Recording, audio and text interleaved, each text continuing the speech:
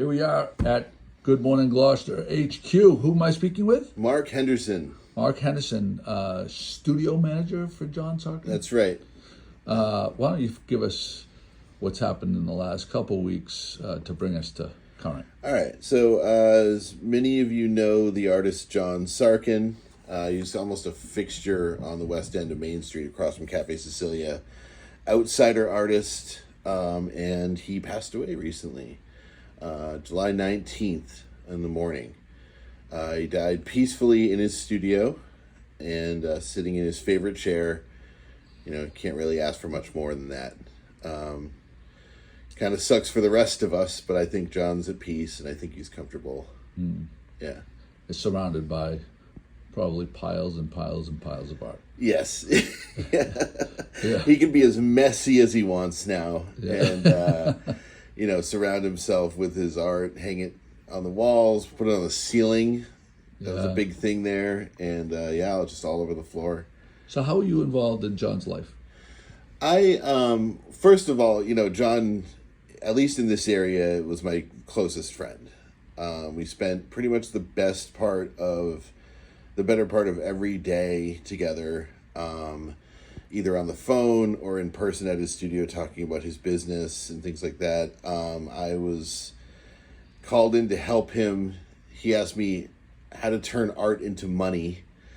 And even though I don't really know anything, I have no formal training as an art dealer or anything like that, I agreed to help him and sit down with him.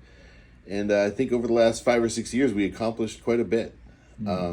Getting him off the island and into London, into New York, Princeton, New Jersey, Singapore, into some famous people's collections. Pete Townsend owns a piece of John's art. Were you involved in any of the stuff with the rug company or any of that? Was before my time. Before your time, okay. Yeah. I know there's some really wild stuff, and he hung around with the guy that was the black and white photographer, the guy that hung out at Cafe Sicilia. Paul Gary Goldberg. Yeah. Yeah, that was just before me. His Bad Boy Art series he did with Paul Gary Goldberg. That's hanging at GMGI. So if you go and visit GMGI, you'll see these huge kind of neon on black fishes that they drew. So Paul would photograph something and then John would add his kind of colorful, frenetic flavor to it. And it's a really cool thing. And GMGI is proudly displaying them in their main lobby and offices and stuff. So, yeah. So now there's a lot of art, and it's, beautiful art and cool art, very unique art, and it's at the studio. What is the future for the studio and the art? So, two different questions, right? The future of the studio, future of the art. The art, there's about, I'm not even kidding, there's probably 10,000 plus pieces of art that John's created over the last 30 years. I mean, you gotta understand, he would come there every single day for 7 days a week for 8 hours a day. This is what he told me. He said, Mark, I sit down, I do art for 8 hours a day. Anything else that happens in my life is a byproduct of that. Wow. Any success I have is just that I just get the work done. I just sit down and do it. And he did. He really did. He did 3 to 6 pieces a day, 7 days a week for 30 years. So do the math. I don't know, but I'm not even kidding. There's stacks and stacks and stacks. He would go into Mystery Train and go to the free records section, grab a stack, tear apart the album covers, and draw on the back of the album covers. And we call them 12 by 12, 12 inches by 12 inches. Wow. And they're just stacks and stacks and stacks of these 12 by 12s. Yeah, so our goal is to, and I mean there's a bunch of volunteers now working, like all of John's secondary group of friends all sort of coalesced, and now we're all hanging out and we're all checking in and texting with each other and stuff, which is really cool. Yeah. Some notable people are like Ken Steiner, the musician, Dan King, the musician, a bunch of people just kind of around. And we're going to sit in the gallery. We're going to sort through all the art, organize everything, because John's not here to mess it up anymore. So we can't. That's going to be a time. Rest in peace. I mean, I wish he was here to mess it up. I really do. But I mean, we would organize and he would go over and knock over a stack or something, whatever.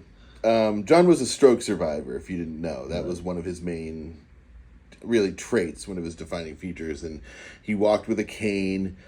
If you didn't know, you would think he was maybe drunk or something. And, you know, so he had trouble with balance. He felt seasick a lot. And when he drew, he didn't feel seasick. That was kind of the thing. Peace, yeah. So that's why he's so prolific. It's not this supernatural channeling of something from when he flatlined after his stroke, or, you know, it's not magic. It's just he had a severed nerve, and that, you know, messed up his balance.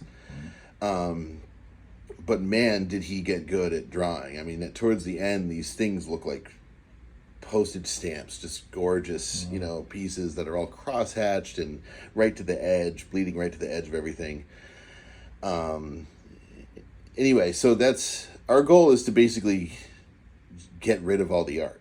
You know, we want to sell it and donate it to museums. Those are the two main things. Like, every museum in the world has like a Picasso. And I'm not comparing John to Picasso necessarily, but like, you can reach out to them and say, hey, can I donate some art?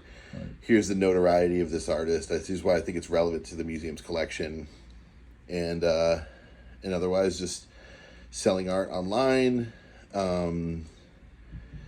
It's almost a superpower that we have this much art, because we can afford to do things like there's a raffle downtown that all the other gallery owners are doing, and they were like, oh, we'll have like appetizers at Minglewood for like the prize for the rally or for the raffle.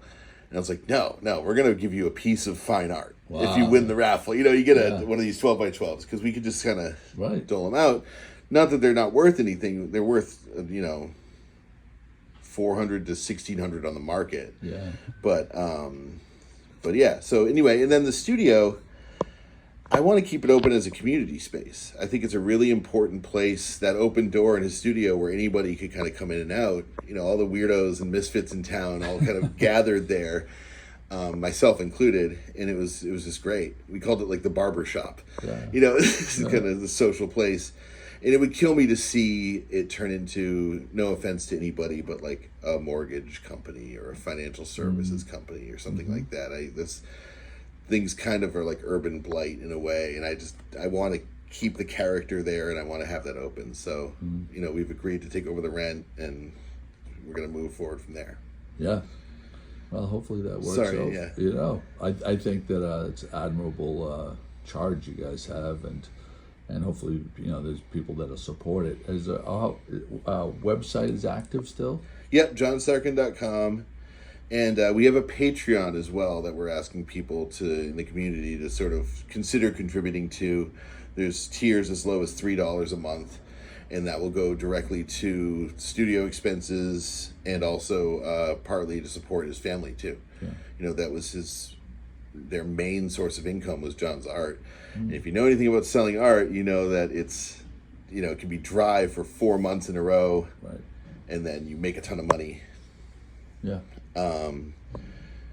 So just check that out. Maybe you'll link to that in the description of this, or whatever we post. I'll put a link to the thing, and how, if anybody wants to contact you directly, what's the best way? Go through the website. Or art@johnsarkin.com.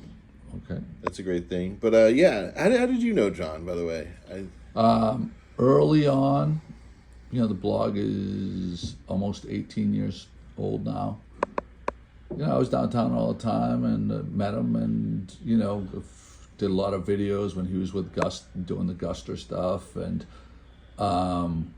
he was friendly with the guys that had Bait and Tackle. There was what was his name? Was his name Chad Carlberg or something? I forget, but they were there was an advertising shop at the top floor at Beacon Marine. Okay. And you know, just did interviews with him at the Bird's Eye plant when he had his studio there. So cool. All right. Well, there you go. We're gonna follow up. Go to the website, johnsarkin.com. johnsarkin.com, patreon.com/johnsarkin, instagram.com/johnsarkin. We were doing a lot of fun reels. The reels are going to continue. The art sales are going to continue. Business as usual. Rest in peace, John. Thank you. Thank you, Joey. So much. All right, buddy.